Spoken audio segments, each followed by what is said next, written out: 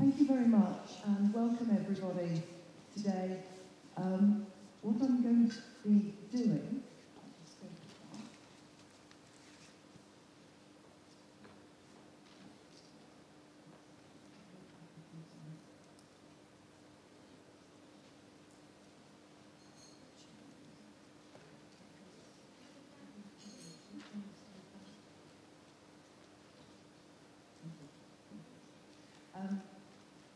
this morning I'm going to be looking at the role of editors and how to develop your journal and improve the quality of content and also the visibility of it. But I wanted to start by giving you an introduction to the European Association of Science Editors, which I'm lucky enough to be the president of. And Dr. Chemozun is an honoured member of our council, and we're very lucky to have him on our council. So EASE, the European Association of Science Editors, was founded in 1982 out of two previous organisations that merged to form a larger organisation to support editors throughout the world, but with a focus on editors within Europe. Our main focus has been on publication guides, outreach and advocacy, but in the last few years we've revised our strategy to refocus what we're doing and to try and provide greater support to editors around the world. So we looked at our goals and the mission of the organisation, and we didn't change them, but we refocused. So we continue to support all editors, but with a mission to improve global standards and the quality of science editing. And within that, we developed 3 pillars that we use as our guide for everything that the organisation does. I seem to be going forward too quickly. So the 3 pillars are to support editors, to raise the quality of editing, and to improve outreach and advocacy. So in the organisation itself, we've looked at what we're providing, and we've spent quite a lot of work revising our website to provide greater resources on it. To revise the journal website, so the journal now has a more modern website with greater delivery of the content. And we now have a very active blog site with reports about issues that are of interest to editors and publishers throughout the world. So the resources that we deliver to people. So we have a variety of publications and guides. The biggest one is our journal, the European Science Editing, which is produced quarterly. Right, the system is working against me. There you go. So European Science Editing is our journal, and I'll talk about that again in a few minutes. We also have the Science Editor's Handbook, which I edited now several years ago, and it has over 50 chapters on different aspects of editing and publishing to try and provide a guide for editors publishing scientific content. And it ranges from copy editing and taxonomy information through to how to publish, DOIs and visibility. Would it be easier? That would be better. Okay, I'll talk here.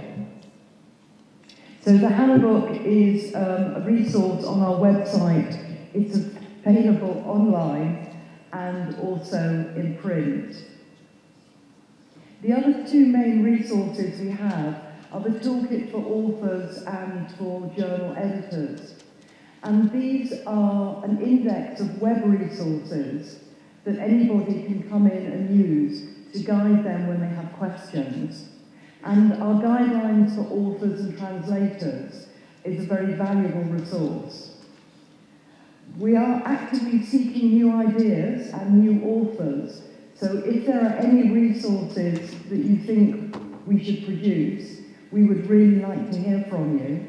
And if there are any resources that you would like to help us write, to help us create, that would be very well appreciated as well.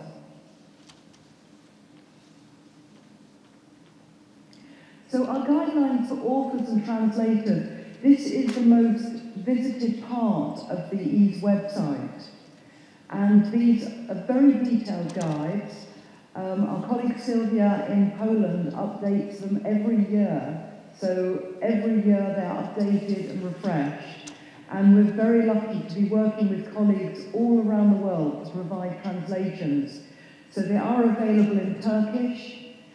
Serbian came in 2015, and this year Vietnamese is our latest language. And so this is the most visited site and probably the strongest of our resources. Our journal is well read by our membership, and it comprises a mixture of original research and news and updates about interesting books, websites, and other resources that are available for editors.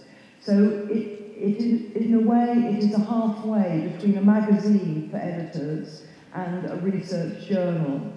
So it provides good authoritative research, but also provides an interesting read for journal editors. And this is provided free to our members, but also available on subscription, although we make everything free after 6 months, and all the research articles are free at the point of publication. It also has an active Twitter account, so I do encourage you to follow that. They put a lot on Twitter. So we also do various outreach activities to reach out to existing members as well as new members. So for our members, we have a very active discussion forum with people asking all sorts of interesting questions. We recently had a question about peer review, asking if double-blind peer review would be required under the new European privacy regulations. And that caused a lot of discussion amongst our members to discuss different opinions on whether it was going to be required or whether it would be advisable or whether it was just something that had come up as a question that nobody knew the answer for. We also provide training on request, and where possible we provide members to speak at events such as this and to try and help raise the profile and the visibility of editors. We're also hoping to develop some of our own training programs. So I said, watch this space. Hopefully we will have something by the end of next year. And we also have a biannual conference. So last summer it was in Bucharest. I don't know if any of you managed to attend it, but it was a very good event. We had some excellent speakers and very good social events, and it was a perfect opportunity for editors to meet other editors and to be able to discuss common problems, as well as make new friends and new contacts. We also now have a member e-newsletter which goes out every month, and this serves as a good way to keep our members up to date with new developments that are happening in publishing and news about issues that will make an impact on journals and on editors in particular. And it's also a good way to remind members about what EASE as an organisation is doing. Now, outside our membership, we try to extend our reach as far as possible around the world to try and support editors. And to this end, we encourage the establishment of regional chapters. We currently have a Croatian, Italian, Russian and Mexican, and more are under development. We're hoping there'll be one in Turkey or in the Balkans fairly soon, and also one in Vietnam, we're hoping within a few months. Now, how these work is that we provide a place on our website for a national group of editors to have a website space to post content, information, maybe blogs, news, updates, and also notifications of their events. and also a discussion space for people within that regional group to discuss amongst themselves, either in their local language or in English. We don't mind, it's up to them. But the idea is that that group, they do not need to be members of EASE, not every member of the group, only the leaders of that group. And therefore we can support them with resources, so we can act more as an overarching umbrella organisation to support smaller regional editorial groups. We also provide a lot of the information and resources that we develop freely to any member of the public, so they're not behind a membership paywall. And we feel this is very important as advocacy for editors to raise the profile and the quality standards. And we try to provide support for local initiatives through providing resources and speakers where we can. Now, advocacy is a large part of what we do, because we believe that not only should we be supporting editors to do their job better, but we should also be raising the profile of good quality research and good quality editorship throughout the rest of the research and the publishing environment.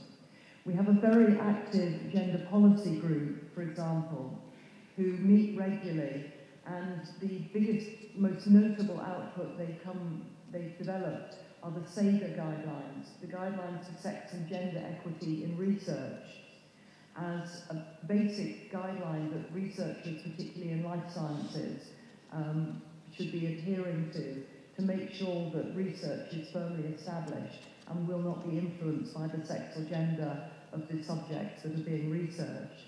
And then the second phase, which is under development, is looking at how that extends into the publishing sphere and whether there is equality and balance within editorial groups and within publishing groups, and whether there is diversity and free access for all groups within editorial and publishing structures. So this is a very active group and doing a lot of work. We also support global initiatives by endorsing initiatives that are coming out within the publishing and the editing sphere. For example, just recently, we've joined the Coalition for Diversity and Inclusion in Scholarly Communications. And a few years ago, we endorsed ORCID, the Unique Author Identification Scheme, and also made a statement on data sharing in 2016. Some of you may be aware of the DORA initiative, the San Francisco initiative that is trying to reduce the reliance on the impact factor as a judgment of quality. In fact, that statement was preempted by EASE by about 4 years. We had our own statement about the impact factor and trying to get people to use other impact measures as well as the impact factor. And we are now signatories to DORA as well. So we see outreach as a very important part of what we're doing. So there's a lot going on within EASE. This is a very quick snapshot of what the organisation is doing. We're a very vibrant community. We have members from all around the world, from Latin America, from Southeast Asia, from Europe, from Africa, and we encourage everybody to join us. And outside there are some more information about the organisation. So if you would like to join us, we would love to welcome you into our community. Thank you very much.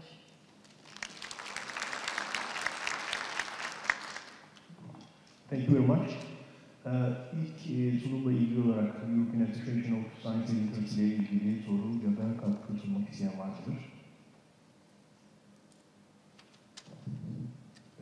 Cem Hocam buyurun lütfen.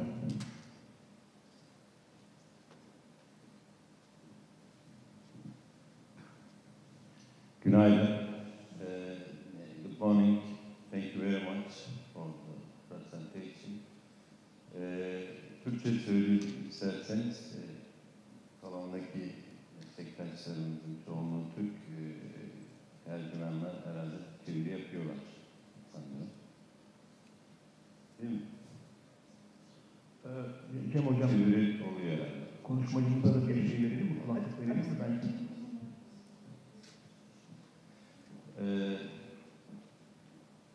would like to say it in Turkish because my message will be colleagues in Turkey. Thank you. It is not a secret, so you can translation.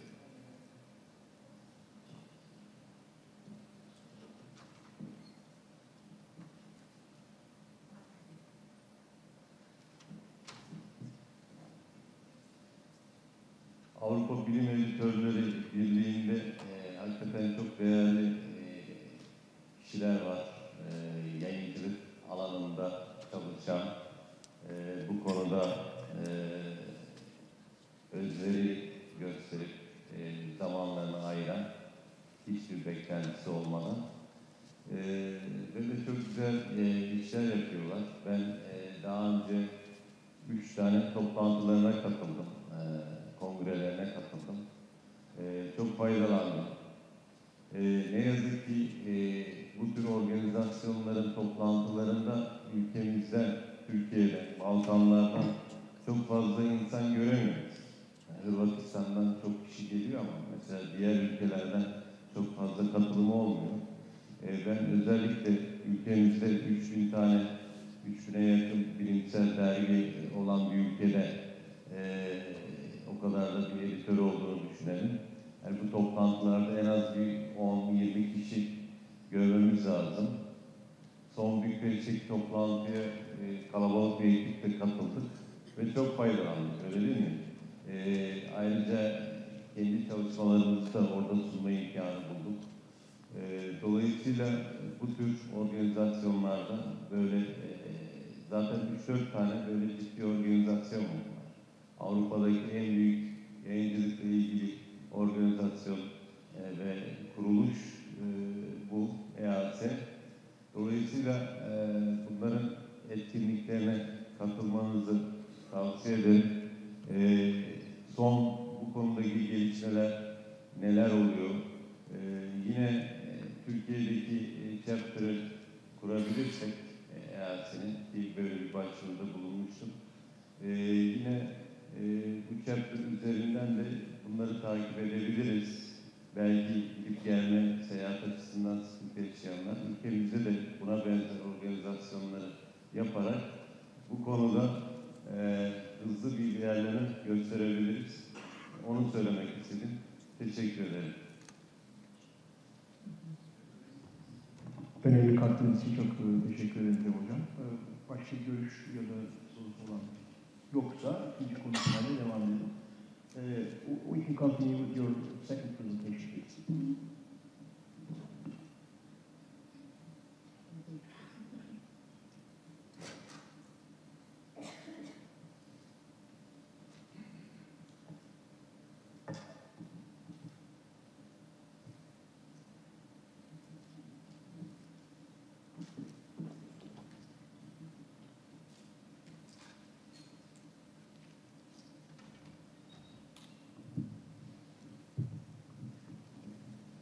Thank you.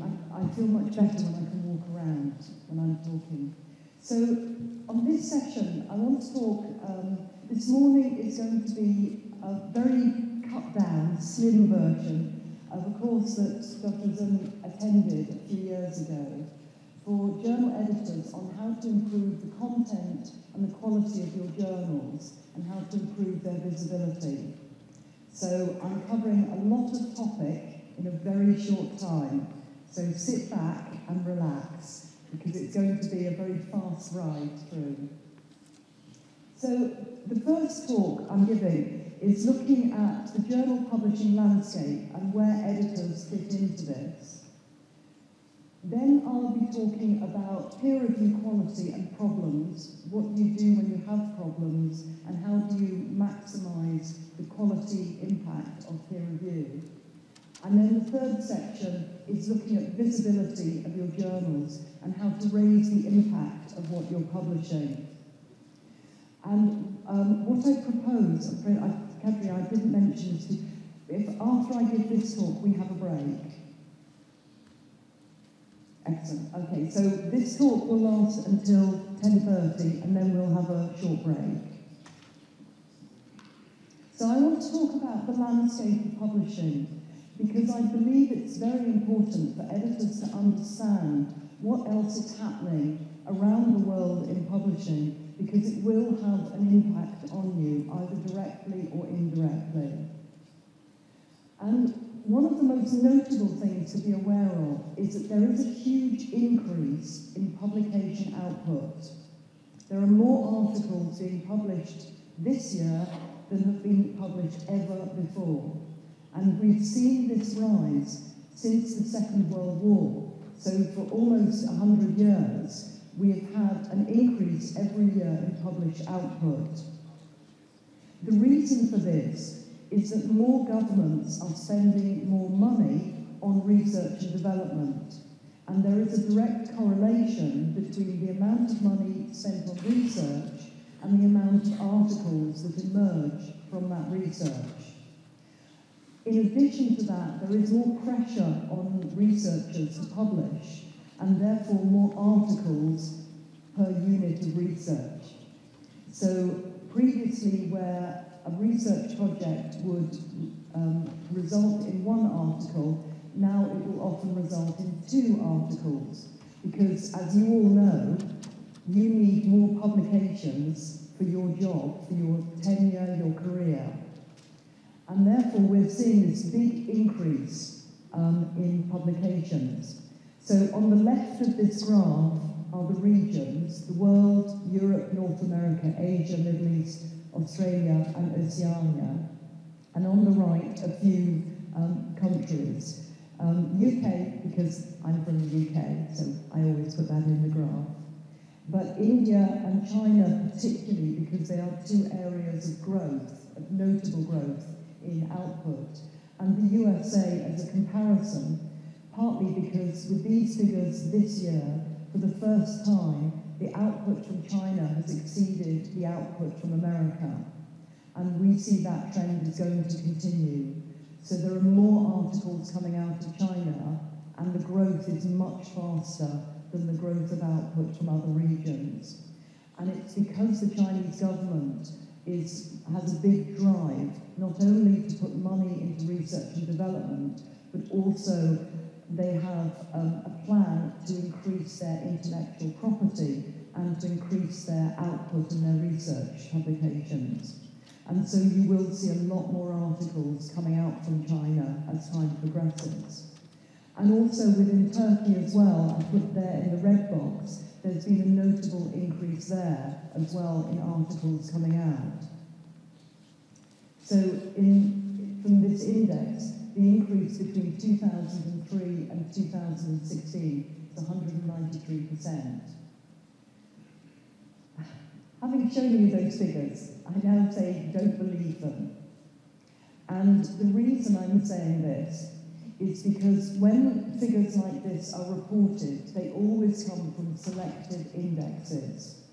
And not every article or every journal is included in the indexes. So what that gives you is an indication of the growth, but that's not showing you what is the true growth, because that is from the Scopus database. So if any of you are publishing a journal that is indexed in the Scopus database, you're not included in those data. And so the data are very selective, but they do give us an indication of the patterns of publishing. So whenever you receive numbers, for example, about the number of journals that are published, there's a recent report in the UK, the STM report, which is seen as the authoritative report on what is happening in publishing. And this year, the report came out and said there were 33,000 English language journals in the world. I'd like to know how they know, because they're relying on the indexes, and there are lots of unindexed journals. So any numbers, be very careful with them, but they are indicative of the patterns that we're seeing. However, one of the things about this tsunami, this increase in published output, is there are some unforeseen consequences. And one of these is, what are we calling the new players? If there are a lot of people in a region that need to publish, articles, somebody will provide that outlet for them. And one increase of that is there's a lot of new journals that have launched, and they're not all very good quality. Anna mentioned this yesterday. The term that is often used is predatory publishing. That's not a very good term, because really what these journals are low-quality publication outlets for editors, authors. So low-quality published outputs for authors. They might be fake, but a lot of them are simply naive, and they're not doing a job of editing and quality control that good journal editors and good researchers would assume to be taking place. And of course, the worrying aspect about this is when particularly students who don't and are not experienced are looking for information, and they'll use Google search and they will discover articles in journals, and they will assume that they have been quality controlled in the same way as articles in high-quality journals. And so there are concerns about a lot of fake research effectively coming out. But alternatively, these journals actually are an opportunity for low-income country, that's LIC, low-income country authors. So in India, there's a huge push for publishing, and the authors have to publish for their careers, but the quality of their content is not good enough for high-quality journals. So it's not the author's fault that they have to find somewhere to publish, because if they don't, their career is finished. And the same in China. China has a very big problem with predatory journals. So this is a big issue, and it's one of the unforeseen consequences of the internet and research and the pressure to publish and the increasing number of authors, and just something to bear in mind. These are articles from my journal, Learning Publishing, because predatory publishing is a big issue in the publishing environment, and we publish a lot of articles about this. A particularly interesting one is on the top right there, Strategies for Publishing in English Journals, an article from two Iranian researchers who basically in their article they talk about the pressure to publish and what Iranian authors will do to ensure they are published. And what these authors argue is that the strategies employed by Iranian researchers the strategies employed do not undermine the quality of the research, but they do not conform to publishing standards. So it's particularly over authorship, so inviting guest authors, so named, famous people to become co-authors to help them get published. Also, the article there, A Not So Harmless Experiment in Predatory Open Access Publishing, you might notice that the two author photographs, one of the authors is quite young. So Thomas Martin is 6 years old, and he is almost a published author because his school project was on bats, and his school project was entitled Bats Are Cool, and his father, who was so irritated by approaches from fraudulent journals, sent his son's school project to a journal to get it published. And the journal accepted it with some changes. And the changes were that the journal editor had identified another article about bats and had copied and pasted almost all of that article into his son's six-year-old thesis, his little project. And they had sent it back to Thomas Martin, the 6-year-old, to say, we accept your article, but it needs a little bit of work. So we're making these suggestions. So the editor was complicit in the fraudulent publishing because the editor had copied another article and said, we'll publish your article if it's this other article, we'll just put your name on it and pay us $500. So his father at that point said, no, we won't take this any further. But it was an interesting case. And so the father and son have written an article about their experiences for my journal. So moving away from predatory journals, one of the other changes that's taking place is over preprints. Now, traditionally in publishing, as editors, you would not accept or consider an article that has already been published. But there is a question over what the word published really means. And up to about maybe 15 years ago, many journal editors interpreted the word published as made public. So editors would not accept an article where the authors had already put that article on a public website somewhere. It was different in maths and physics, but other disciplines didn't accept this. But literally in the last 3 years, bioRxiv has changed this dramatically. And the funders particularly are pushing for authors to make their research available as soon as possible. And so authors are encouraged, when they've written their article, to put the written article onto one of these preprint servers, and then to submit the article to a journal, where it undergoes peer review and revision and is finally published. And the reason for this is that by putting the article on a preprint server, the author can obtain ownership of that article and quick recognition of their research. But it's not peer reviewed, so the quality might be a bit shaky. And then journal editors are now accepting that the publication on a preprint server is not real publication because it's not peer reviewed. And in fact, some journals like eLife and PLOS Medicine, if you submit your article to them, they will ask you if they can put the article on bioRxiv whilst they take it through peer review, because they want to make the article publicly available as quickly as possible. But that is the un-peer reviewed version, so the submitted version before peer review. So there's interesting movement in this area, and OSF, the Open Science Foundation, are supporting preprints in a whole range of disciplines.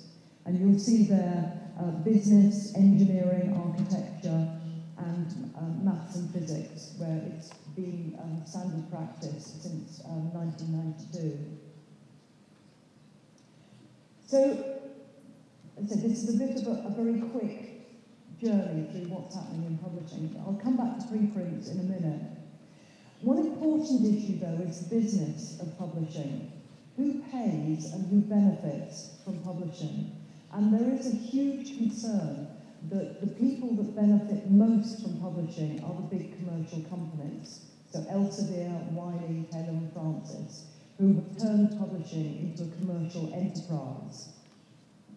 And so there is a drive away from the models that they're using towards more open access. And this is particularly driven by the people that fund the research.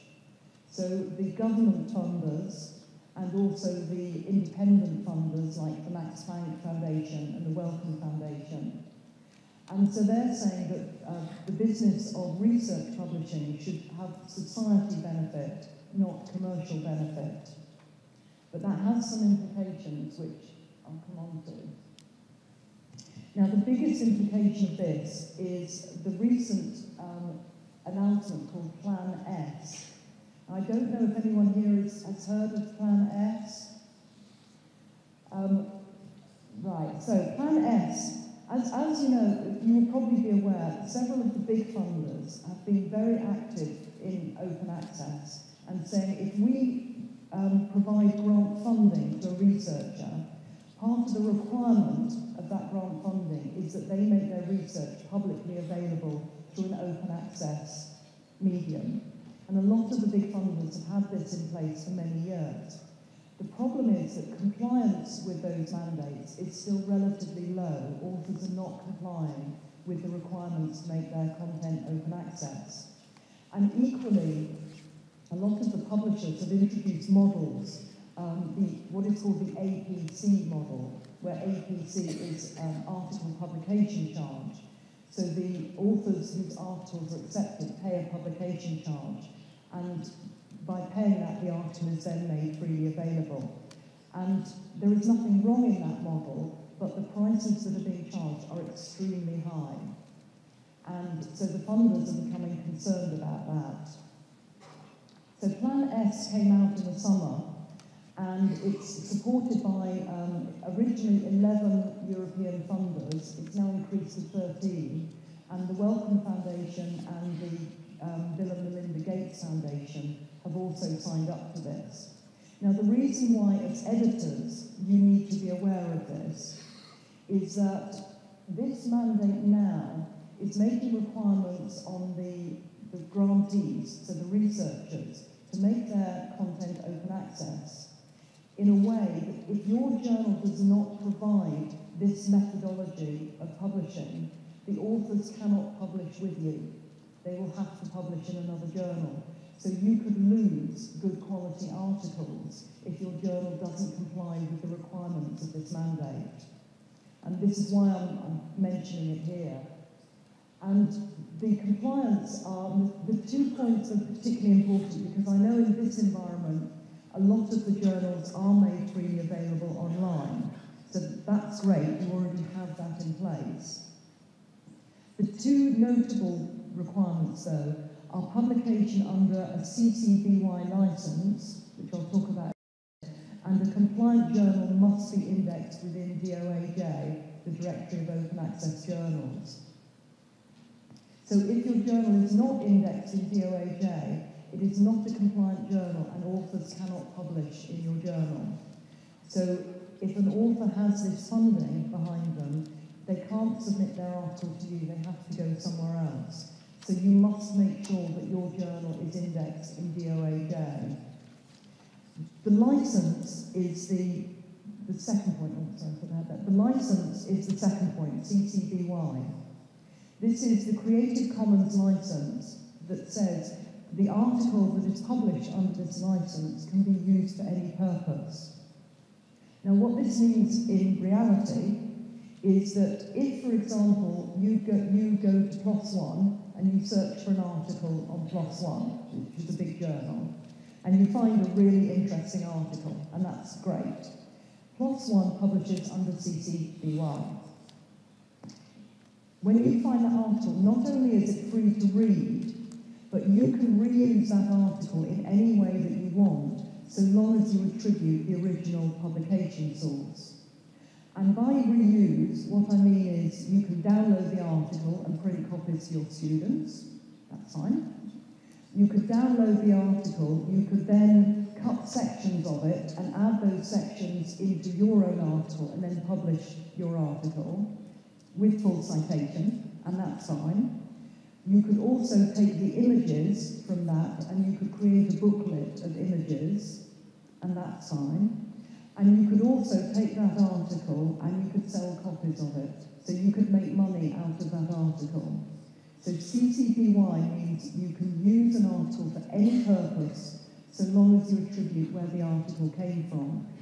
And one example of this is that somebody took a series of articles that were published in PLOS Medicine, downloaded the PDFs, changed the headline and the page numbers, bound them as a book, and it's a printed book that you can buy on Amazon. And the person that did that did not need to ask permission, because CC BY license allows you to do that. And so you can reuse it in printed form or digital form without asking permission. So again, if your journal does not publish under a CC BY license, it's not a compliant journal, and you will lose those authors. So you need to speak to your publisher and say to them, are you aware of this, and does my journal comply? Because if the journal doesn't comply, me as an editor, I could lose some good articles. So this is for your publisher whoever is publishing your journal to enforce, but as editors, if it's not enforced, you will suffer. And that's why you need to be aware of this. Okay, so moving on to more interesting areas, data.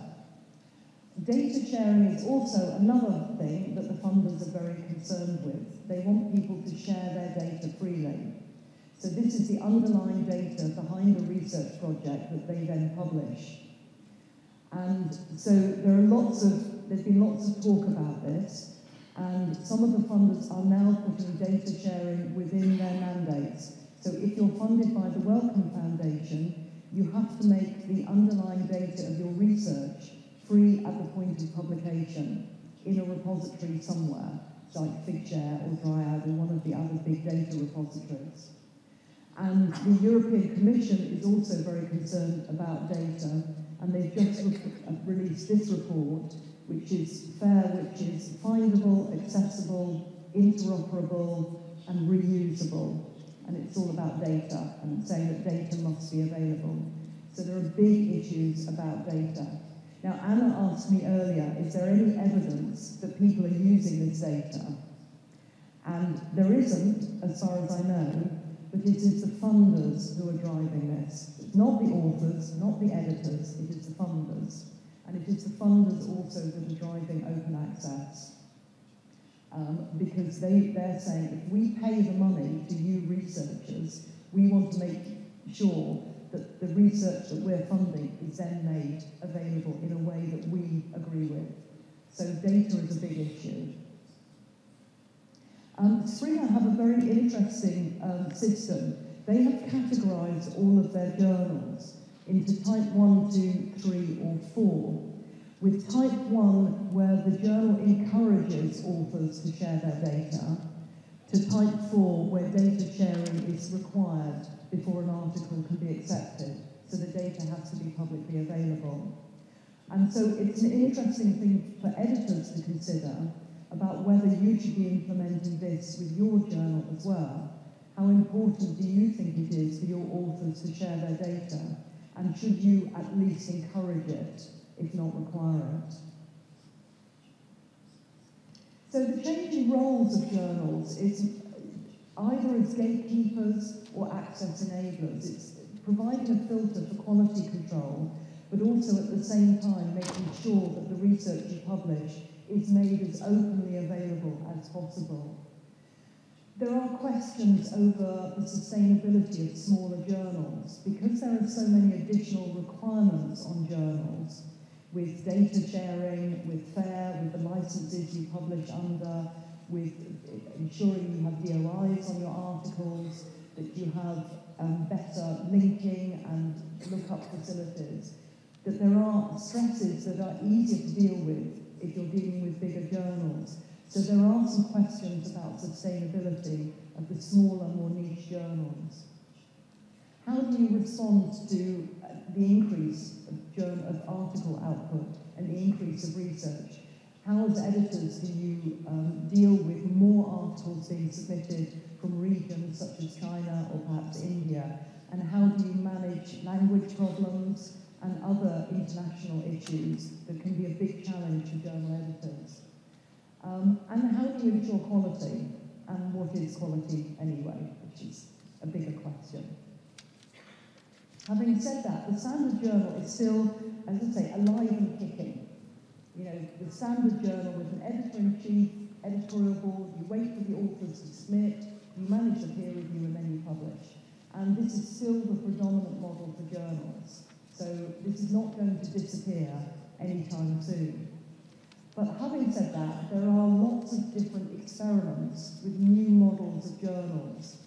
And it is always worth looking at these new models and asking whether there are things that they are doing that could be useful within your journal. So I've just put a few here, the mega journals like PLOS ONE and Scientific Reports.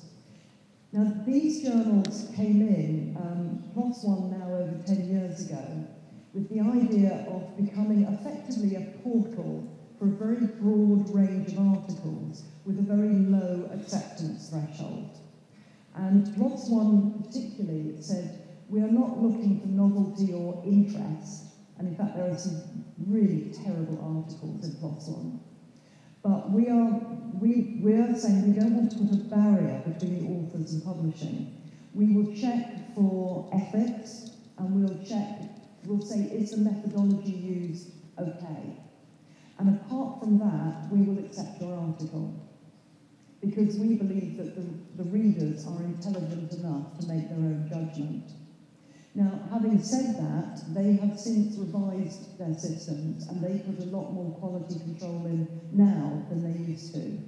But they came in with a brand, because PLOS was quite well known then, and so they publish about 13,000 articles a year, and they reject 50,000.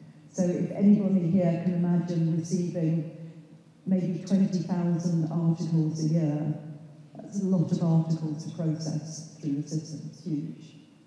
Scientific Reports is the latest mega journal, and this has come from Nature. And again, it's come with a branding.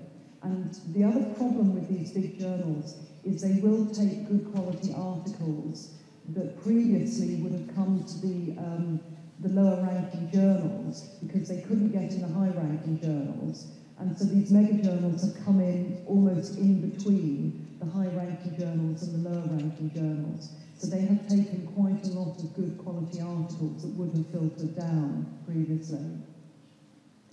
There's then what are called overlay journals, and this comes back to preprints. There are not very many, and they're in the mathematics and chemistry area, but there are some, they are very interesting. So Discrete Analysis, here, it's a mathematics journal. And what happens here, the process is the author places his article in the repository called Archive. And it sits in Archive, and people can place comments, and they can comment to the author about the article.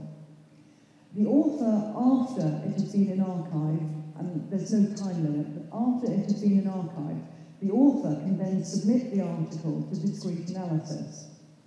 In Discrete Analysis, it is peer-reviewed, exactly the same as any other journal. But then, when the article is accepted, the final article is posted back on Archive.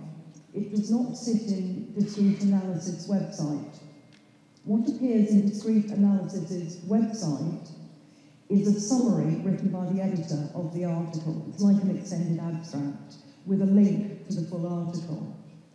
So here they're using technology to say there is no reason why the article needs to sit in your website. The published article could actually appear in any other website. It's indexed as though it's within this journal, but why does it need to physically appear on this website? Why can't it appear on a different website, so long as there's a link? So they're using standard publishing peer review processes, but then they're using technology to provide the article itself on a different website. It's a very interesting journal. It's worth having a look at, even if it's not in your subject area. The next one that's very interesting, and probably of all of these, the most important, is the minimizing review, reject, repeat. So as you know, when you have an article, you look at your article, you think, what's the best journal for this? And then you go to the very top journal, because you want to get it in the best journal possible. It's then peer-reviewed. If it's not accepted, it's rejected. You then go down to the next best journal. And sometimes the next best journal and the next best journal, until eventually somewhere it's accepted. And several people have said, this is such a waste of everybody's time. It's a waste of time for the authors, because it delays publication. And it's a waste of time for reviewers, because every time it goes to a new journal, it gets reviewed again. So F1000 Research, it's the most innovative model.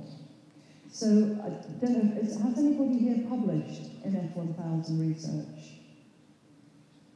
No, does anyone know the journal at all? Yeah, a few people know the journal. People have very mixed opinions about the journal, because there is rubbish in every journal, but there is quite a lot of rubbish in F1000 Research. Because their model is that, as an author, you submit your article to F1000 Research. When you submit it, it goes through a very quick check. They do a plagiarism check, and they do effectively what the editorial office does, a quick check through.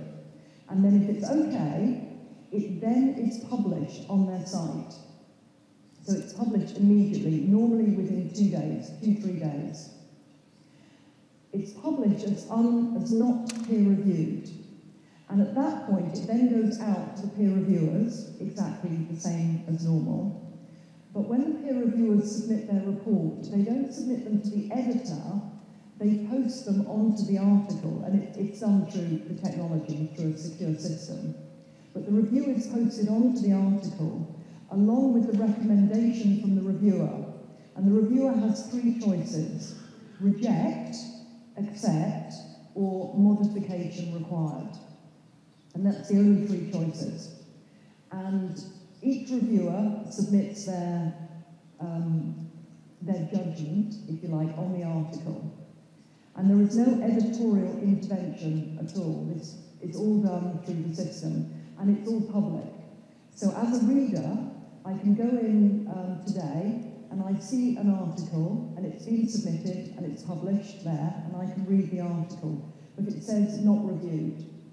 Next week, I can go in, see the same article, and it will say, it has been peer-reviewed, we have 1 reviewer report, and that reviewer report says accept.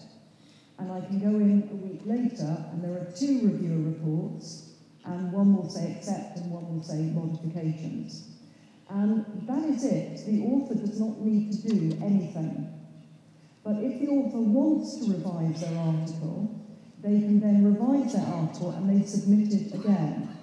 And when they submit it again, it's almost like a new article, but they're linked, they're all associated on the website. So if you go into version 1, there is a button that says version 2 available. So you can always, as a reader, go to the latest version.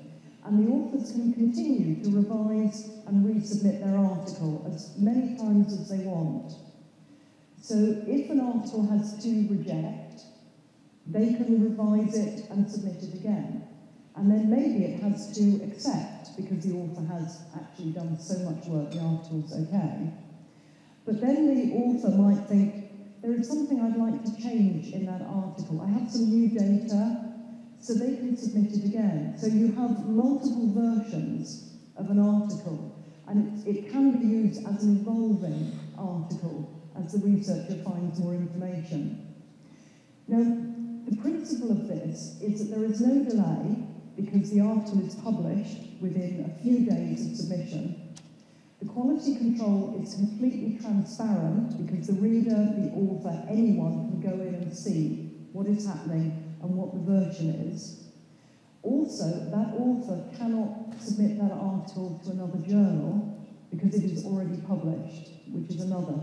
So, as an author, if you submit to F1000, that is your one chance of publishing because it is published. So if you take it to another journal, effectively it's self-plagiarism or duplication. Now, the journal F1000 Research does not have an impact factor because Clarivate are very confused and they don't know how to do the calculations. However, it is indexed on Medline. And the articles that receive to accept from the reviewers, those articles are put on Medline. The other articles are not on Medline. So the articles that have gone through the quality control and are deemed to be okay by the reviewers are put on Medline. So it's an interesting system. It bypasses an editorial judgment. It relies on the reviewer's judgment of an article. It also doesn't allow resubmission, and it also provides multiple versions of an article. It does mean, of course, that there are lots of articles on there that are terrible, and they've been judged as reject by the reviewers. So as a reader, you need to be careful what you read and what you cite from there, which is one of the problems. However, it's a very interesting model. And although many researchers are critical of it, the funders really like it.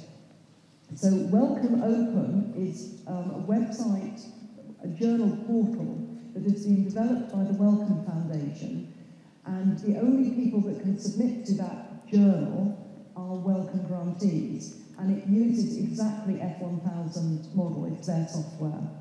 The Bill and Melinda Gates Foundation have also launched their own version, which is exactly the same.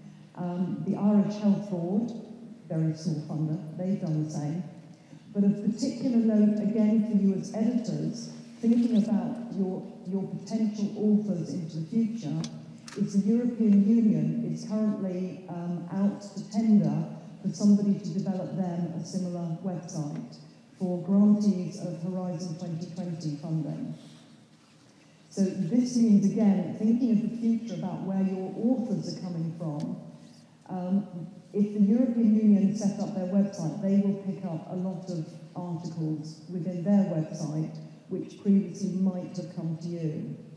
So it's interesting how the funders are beginning to change the publishing space. They are influencing the publishing models that are being used by grantees. And then quality control, I'll talk about this a little bit more tomorrow, but tomorrow. Normally this would be tomorrow. Don't worry, it's only today. Later, it's about peer review. But there's a big push towards transparent peer review, for the reviewers and the authors knowing who each other are, and for the review to be published alongside the article. Again, there's a lot of resistance within some researcher communities, but the funders, again, are very keen on this. They want transparency throughout the whole publishing process. So there are lots of things happening within publishing. And whilst there might be models that you would disagree with, you need to think about how they would impact on your journals and the researchers with whom you're working, and also whether, as an author yourself, these are new models that you can take advantage of. Okay, so now to move on to where the editors fit in. So this is important. So the heart of the matter, the heart of publishing is where the editors actually fit into the system. The key thing for all editors to think about is what makes you successful? What makes you a good editor? And this is something that's not always so easy to judge, because of course people have different values when they're judging you as an editor. An author would judge you to be a good editor if you give good feedback on their paper and then you accept it. A reviewer judges you to be a good editor if you only send the reviewer interesting papers to review. Your publisher or whoever owns your journal thinks you're a good editor if you get an impact factor. So people have slightly different criteria about it. But it's very important as an editor yourself to look at yourself and think, am I doing a good job? And what are the criteria that I think I should be judged on? And do I think I'm doing well according to the criteria? And those criteria might include time. Do you process articles in a timely fashion? It might be quality. Do you give good quality feedback to the authors? It might be support for your authors. Do I provide good support, good advice for my authors, particularly early career researchers? It might be in communication. Do I communicate well with authors? Do I give them clear instructions? Do I communicate well with my editorial board? Am I able to network very well? Am I good at raising the visibility of the journal amongst my network? So there are different criteria, and it's important for us as editors to evaluate ourselves and to ask ourselves regularly, are we doing a good job? So what makes a good editor? I think there are three areas. It's knowledge, experience, and skills. So the first thing is knowledge. As an editor, you must be aware of research ethics and publishing ethics. You must be aware of the publishing process. And I believe you also need an awareness of what is happening in research publishing and what's happening with these new models and new types of journals. And if you don't have that knowledge, then you will be disadvantaged when you're trying to develop your journal or you're trying to work with authors and improve the quality of what you're publishing. You also, I believe, do need experience. Ideally, you should know, well, obviously, you should know about your research area. I think that was so obvious, I didn't really put that in here. You should know about your research area. but also experience as an author, experience as a reviewer. Because if you have that experience, you can ensure that you're working well with your authors and reviewers, and that you're not making unreasonable demands. Within my journal, because my journal is a journal about publishing for publishers, a lot of my editorial board have never published an article, because we're not a community that publishes research articles. We don't do a huge amount of research in my area. So my journal is 50% research and 50% updates, maybe case studies. So if somebody has introduced a new software, new technology, what was their experience of that? And opinion pieces as well. We're very opinionated. We get lots of opinion pieces. And so a lot of our authors have never published real research articles. And that has become very obvious when I'm working with some of my editors, that they do not have the experience as authors or as reviewers. And it's a key experience that people really need. So you really need to make sure that you have, if you're going to be an editor-in-chief, you must have that experience. And then you need a wide range of skills. Analysis, evaluation, and decisiveness are key. You need to be good at making good decisions, and also making good decisions quickly.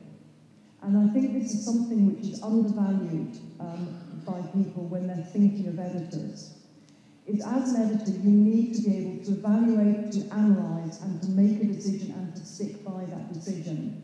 You can't do things by committee, because somebody has to decide whether to publish an article. And it's why models like F1000 research, where there is no editorial intervention, I think are slightly, they're open for abuse and they're open for problems, because there is no one person taking an overarching responsibility for what is being published in that journal. And really that is one of the key skills of an editor. And that also comes into leadership and communication. The editors need to have a vision about what their journal should be publishing and what you should be achieving with your journal. And you should be able to communicate that to your other editors, to your authors, to your readers, to your publisher, to your university, to actually say, this is what I believe we should be doing. And so you need to have authority in yourself, and to be able to communicate that authority to other people. And then also you need to be good at outreach. You need to be able to speak to people at meetings that you've never met.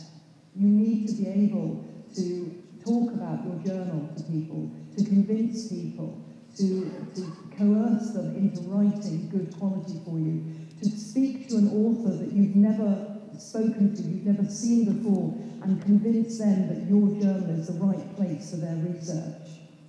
And this is a really good skill and a really important skill.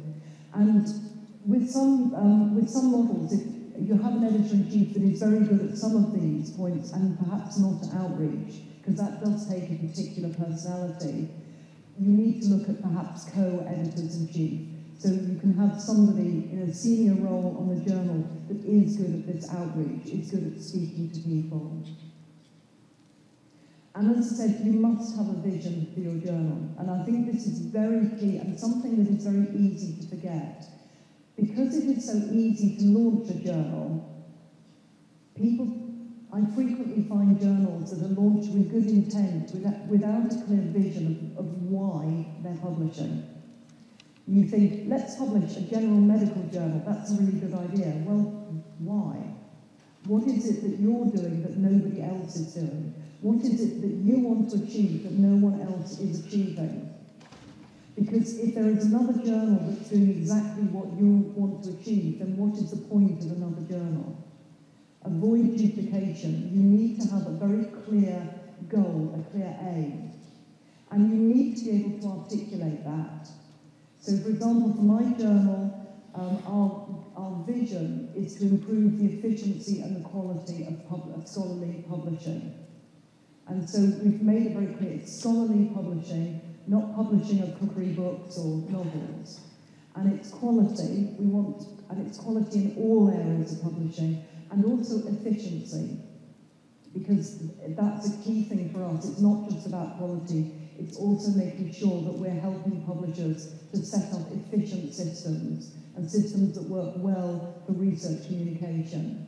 And so that's our vision, and that is a vision that is not shared by other journals within our space, because they tend to be more based towards librarian communities or author communities or ethics. So we've found our own niche. And that was really important to make sure that that gives us a clear message to take to an author why you should publish with us. Now that vision might be geographical. It might be that this is, we want to change medical practice within Turkey or medical practice within Edirne. It can be very specific, that's fine, but it needs to be very clear, it needs to be articulated. And then that helps you with getting authors to write for you and also reviewers to review and people to read your journal because they know this is what you're aiming to achieve. It's also important for an editor-in-chief to look at the structure of your editorial board. And journals are all different in this respect. Smaller journals tend to be top-led, a senior editor-in-chief, normally working alone and responsible for all decisions. Now, my journal, we are almost this. I'm the editor-in-chief. I'm also the editorial office. We're a small journal. And also our marketing department, but that's another thing. So I have a North American editor, and she deals with the January issue. We're quarterly. I deal with the other issues. And I'll be talking about that a bit later today. But we do have associate editors, but as I said, because of the lack of experience within our area, I tend to deal with most journals, most articles. And so we are a top-led, small journal. But if I can be honest, it's not a very good structure. It's actually not a structure I would encourage. I would encourage a better distributed structure. Because if I'm sick for 6 months, nothing will happen with my journal. Hopefully my North American editor will step in, but it makes the journal very vulnerable if you're relying on one person. Also, you're open to abuse if you rely on one person, which is one editor suddenly realising, I am queen of all I survey, and therefore I will mould the journal in my image. And there are some very famous examples of journal editors that have seriously abused their position. A few years ago, the editor of a journal called Chaos and Fractals, it was discovered at the end of the year that he had added his name as an author to 70 articles that he had published during the year, on the basis that he'd said to the authors, I have spent so much time editing your article that I deserve to be an author. And if you disagree, I will reject your article. So we had 70 articles with his name added. He also had built up a backlog of 400 accepted articles, which was about 3 years' worth of articles that he'd accepted because they were written by friends and colleagues, but the journal couldn't publish them. He left very quickly, and it caused a big problem. But there are problems with single authors, and so it is better to have a distributed network where you have deputy editors, associate editors, or maybe specific editors for sections. Delegated responsibility, it helps with accountability. It also gives the editor someone to talk to, because it can be quite lonely if you're the only person working on your journal. So it gives you a partner to speak to and actually talk about problem articles. And when you have a question that you want to ask about, should I be rejecting this article? I feel really bad because I know the authors, or I know the authors have done a lot of work. And it gives you someone to talk those issues through. So what is a good editorial board? So moving down, the editorial board of a journal. Now, we're very bad at terminology in journal publishing. So what I'm talking about with an editorial board is that group of 30 or 40 people who you've signed on as friends of the journal. Often they're used as reviewers for the journal. but they play no part in the decision-making process. So they're not the people that decide accept or reject. They're often used as reviewers. It's a good idea for a journal to have an editorial board because they can be called upon as advisors and also to help you promote the journal in different communities. So you want diversity and representation, and a good board, knowledge and skills. So you want someone on your board that knows about a particular area that's not your key area, and which you don't get many articles, but if you need somebody to ask about a particular subject, there is a friend in the board that you can speak to about that.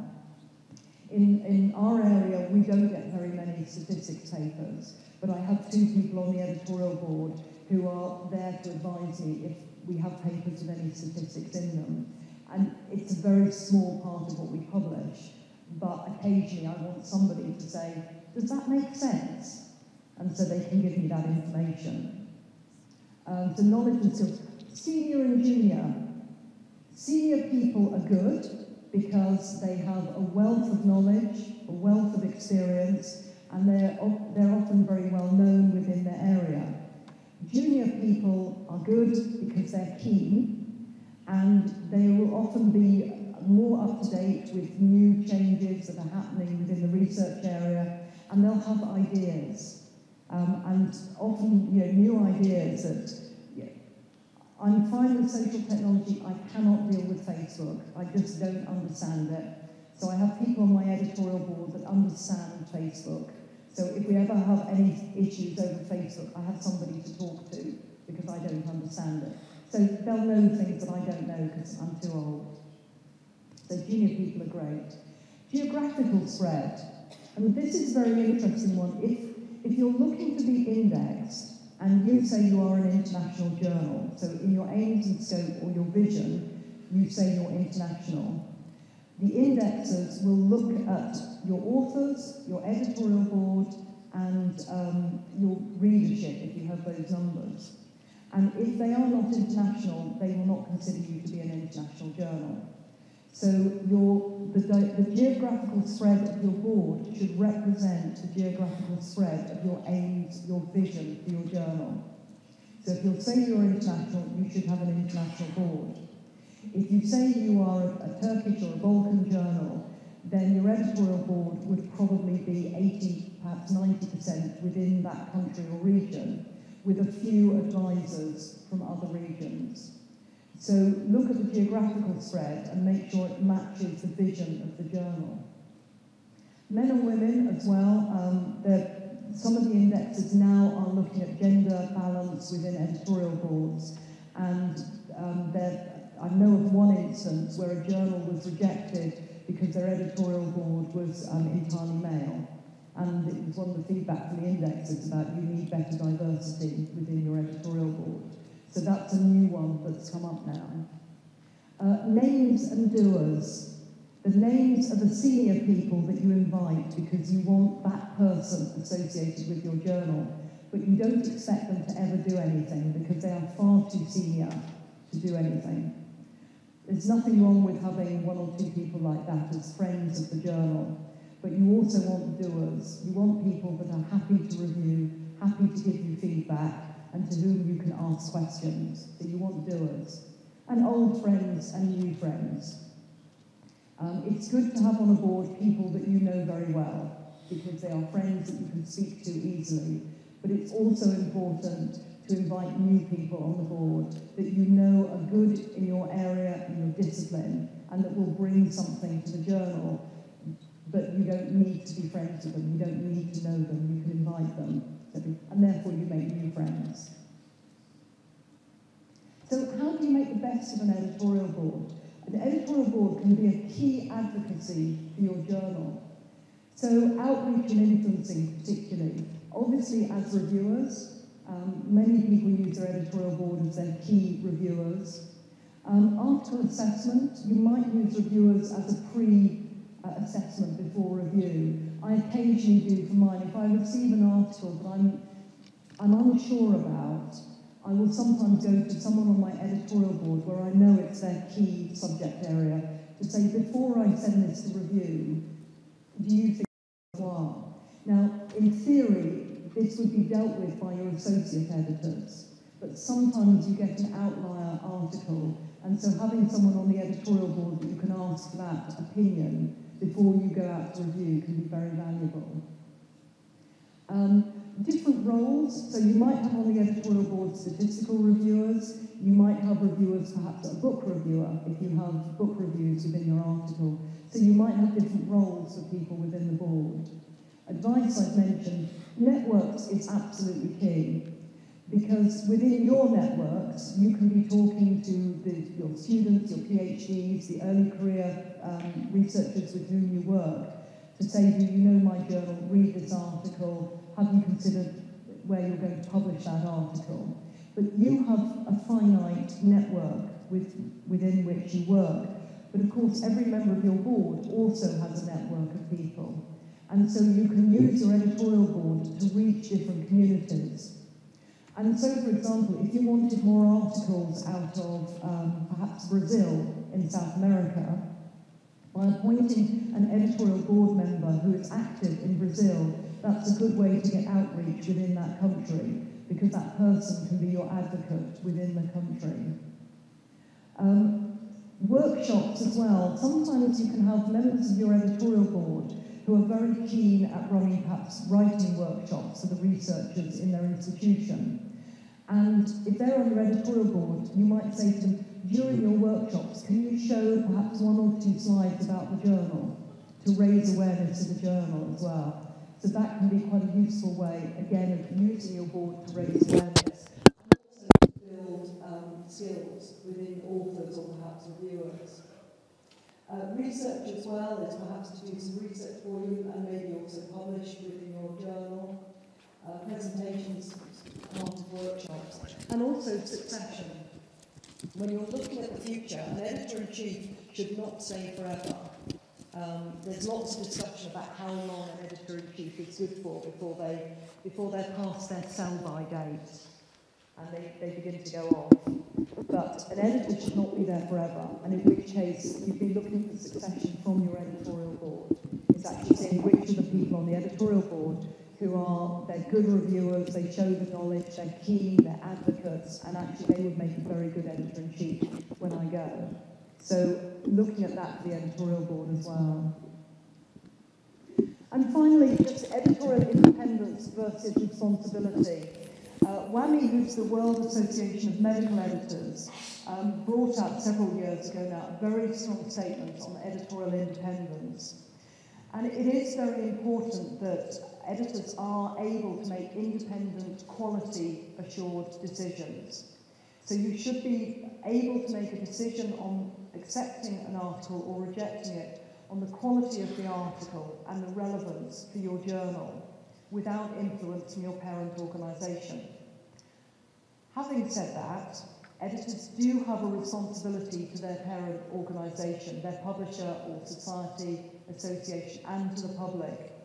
And so there may be times when you need to make a decision which is a compromise on what you're publishing, because it will still achieve the aims of the journal, but it also achieves the aims of your association. And this includes things like not changing the aims and scope of your journal without the agreement of the parent organisation behind the journal. So suddenly deciding to veer off into a completely new subject area without telling them. So there are joint responsibilities on both sides.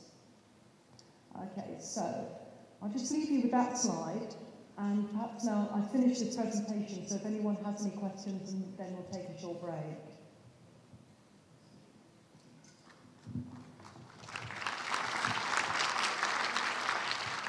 Thank you for your excellent presentation. I will favor me and ask the first question. You are also an editor. As an editor, do you pay attention to the references of articles submitted to your journal in terms of predatory journals?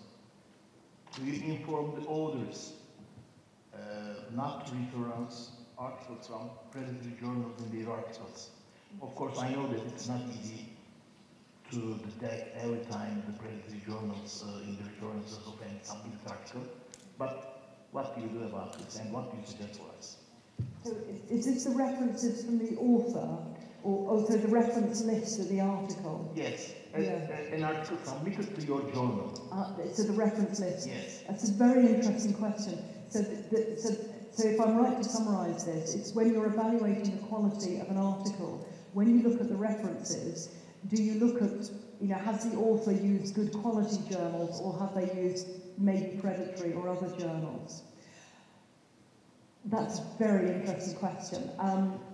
The problem with these fake journals is that there might be some very good research published in them. You don't know. Just because the journal is a problem, it doesn't mean that the article is a problem. And in exactly the same way, there are articles in high-quality journals like Nature, Cell, Lancet that are rubbish articles. So I don't think you can take the source of the reference as a value, as a quality assurance, because there are good articles in bad journals and there are bad articles in good journals. But in a way, don't you support the predatory journals by allowing? Yeah, so you're supporting the journals by citing them, yes. It's an unfair world. Thank you. Başka Suriye'de katkısı olan var mıdır acaba? Buyurun lütfen.